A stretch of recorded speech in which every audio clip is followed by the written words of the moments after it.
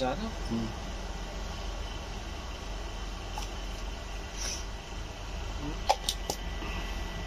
Beef में नहीं डालते हैं पानी चावल चिकन वाले में डालते हैं। पानी चावलों का पानी कड़ी चाहिए किधर है बाहर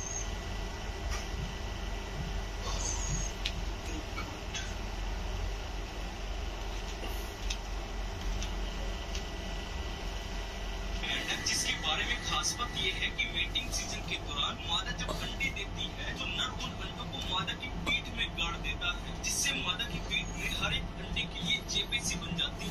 फिर लगभग 3-4 महीनों बाद भोजन की तलाश में इधर उधर भागना शुरू कर देते हैं। करीब रखो अगर कोई कॉकरोच न चला जाए, आगे सिर रहा है।